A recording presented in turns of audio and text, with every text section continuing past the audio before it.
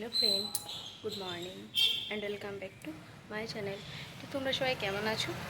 আশা করছি তোমরাও অনেক ভালো আছো আর আমি অনেক ভালো আছি। তো আজ হলো বৃহস্পতিবার। তো এখন আমার ভিডিও দিতে এক দুদিন খুব বোরিং লাগে, তাই আর দেওয়া হয় না। তো এখন ভাবলাম যে একটু স্টার্ট করা যাক ভিডিওটা। আর আমি চান করে চলে এসেছি, ঠাকুর পুজো হয়ে গেছে। এখন খাবে একটু ম্যাগিটা বানানো হয়ে গেছে। আর আজকে ওয়েদারটা না খুব সুন্দর, দেখাই আমি তোমাদেরকে। মানে মেঘ ভাসছে। আর আজকে তো ভোর 5টা থেকে কারেন্ট চলে গেছিলো। এই রাস্তার ধারে বাড়ি হওয়ার জন্য না প্রচণ্ড অসুবিধা,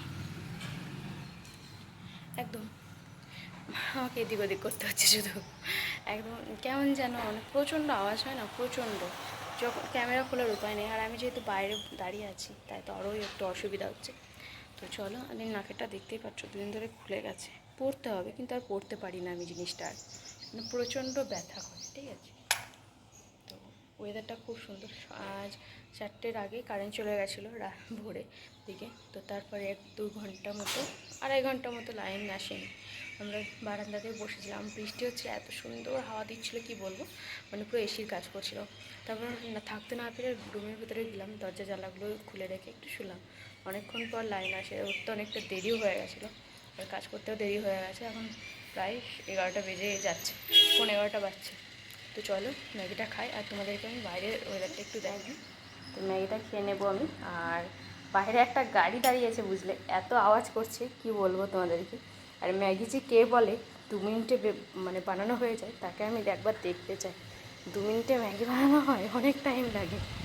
তো এটাকে এখানে রাখি, একটু বাইরে বসেই খাবো আজকে, মানে ওয়েদারটা দারুণ। তো তাই দেখো আমাদের এখানে আর একটা নতুন সদস্য এসেছে, এইটা মানে আমাদের পরিবারে আর একজন নতুন সদস্য আমার এই পরিবারের মধ্যে আমাকে লাগিয়ে দিয়ে গেছে। আজকে অনেকটাই ফুল ফুটেছে, দেখতেই পাচ্ছ।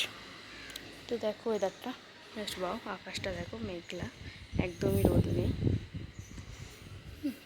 মানে গাছপালাগুলো এত এত মানে এত এত সবুজ লাগছে আজকে, তো মানে দারুণ লাগছে। এই গাছটা দেখ কত সবুজ লাগছে আজকে, মানে একটু কটা কটা ভাব ছিল সেটা থেকে না একদম চিরসবুজ হয়ে গেছে। তো আমি তুলসী মন্দিরে জল দিয়ে দিয়েছি, ধূপ দেখিয়েছি, পরিষ্কারও সব কমপ্লিট। রাস্তাটা দেখো। আর এটা হলো মানে সেই ভাঙাচোরা কিনতে আসার গাড়ি, যেরকম আমাদের গ্রামের দিকে আসে সেরকম এখানেও আসে। আমি একদিন বিচেছিলাম ওই ঘর থেকে আসার সময়, আমার কিন্তু 50 টাকা হয়েছে বিক্রি করে। সেই তেলের বোতল ছিল অনেক, তো সেই তেলের বোতল ছিল। আর আমাদের স্কুটিটা একটু সার্ভিসিং করানো হয়েছিলো, তার কিছু লোহা ছিল, তো সেগুলো বিক্রি করে আমার 50 টাকা হয়েছিল। তো এখানে দেখো দুটো গায়ে শুয়ে আছে, এগুলোকে মাথা বলে এখানকার, গায়ে মাথা। না আমরা গরুকে অতটাও কেউ সম্মান করতে পারি না আমাদের ওইদিকে, যতটা এখানকার লোকজন করে। এখানকার লোকজন মানে প্রচুর, মানে খাওয়ার আগে তাদের জন্য একটু করে তুলে রাখে, এরকমই। তো বন্ধুরা, আমার তো চ্যানেল মনিটাইজ হয়েছে, তোমরা সকলেই জানো। মনিটাইজ হওয়ার পর আমি সেরকমভাবে কোনো রকম ভিডিও দিতে পারি না এখনও মনিটাইজ নিয়ে। তো খুব তাড়াতাড়ি আসবে একটা মনিটাইজের ভিডিও। তো যাদের নাম মানে আমার মানে এই চ্যানেলের প্রতি সবথেকে যাদের অবদান, তাদের নাম নিলেই নয়। তো আমি অবশ্যই ভিডিও একটা করব, তো কিছুদিন পর আসবে, তো তোমরা দেখতে থাকো। হ্যাঁ, তো চলো, আর ওয়েদার দেখে লাভ নেই, আমি যাই খেয়ে নিয়ে আগে আবার খাওয়ার চিন্তা করতে হবে, মানে একবার খেয়ে আবার আরেকবার কী খাবো সেই চিন্তা।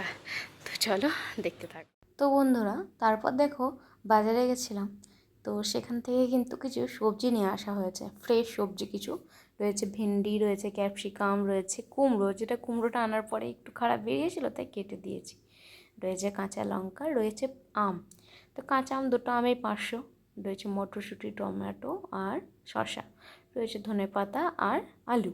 তো চলো এখন বানাবো কাঁচা আমের চাটনি। তো কাঁচা আমের চাটনি বানাতে কিন্তু আমার দারুণ লাগে, আর খেতেও আমার বেশ ভালো লাগে। 2টো আমে যেহেতু 500 হয়েছিল, তাই আমি একটা আমের চাটনি বানিয়ে রেখে দেবো, যেহেতু এখন ফ্রিজ হয়েছে খেতে পারবো।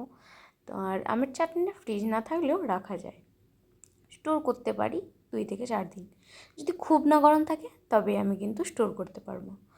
তো চলো দেখো, আমি এখন এটাকে ভালোভাবে ভেজে তুলে নিচ্ছি, তারপর চিনি দিয়ে একটা রস বানিয়ে নিচ্ছি এখানে।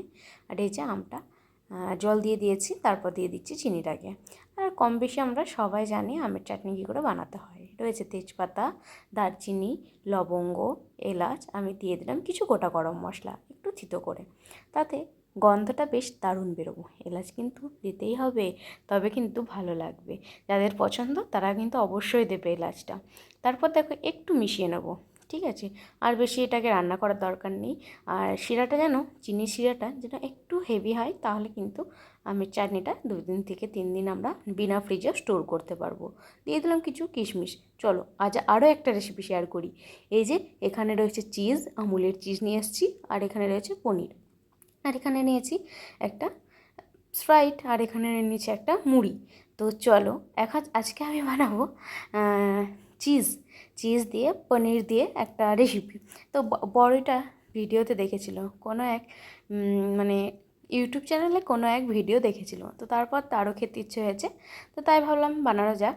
তো এখানে আমি বানিয়ে নিয়েছি একটা বেটার ময়দার, যেটা পুরোটাই ময়দা, লঙ্কা গুঁড়োর কিছু মশলা দিয়ে, আর এখানে রয়েছে কিছু পেডিগ্রামস, যেটা আমি টোস্ট দিয়ে গুঁড়ো করে নিয়েছি। আর এই যে চিজটাকে কিন্তু আমি পাতলা পাতলা করে কেটে নেবো, যেমন পনিরটাকে কেটে নিয়েছি।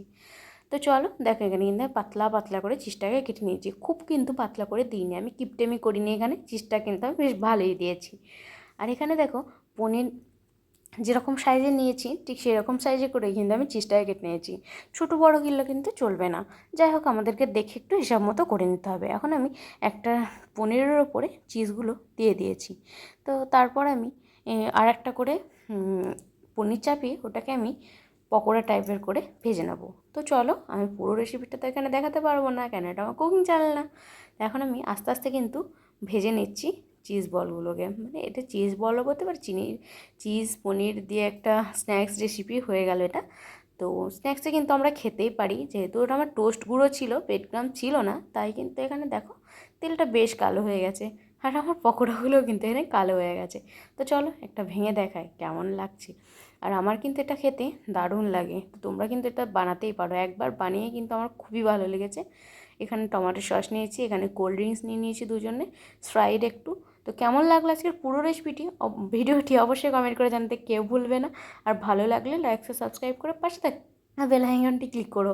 আমি যেহেতু ভয়েস ওভার দিচ্ছি, আমার এখনই খেতে ইচ্ছে করছে। তো চলো আজ এই পর্যন্ত, দেখা হবে নেক্সট ব্লগে। বাই, ততক্ষণ তোমরা সবাই ভালো থেকো, পরিবারের সাথে হ্যাপি থেকো।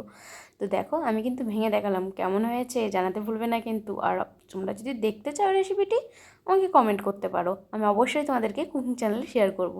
এই রেসিপিটি কিন্তু দারুণ লাগে খেতে। তো চলো বাই, সবাই ভালো থেকো। এতক্ষণ ভিডিওটা দেখার জন্য ধন্যবাদ।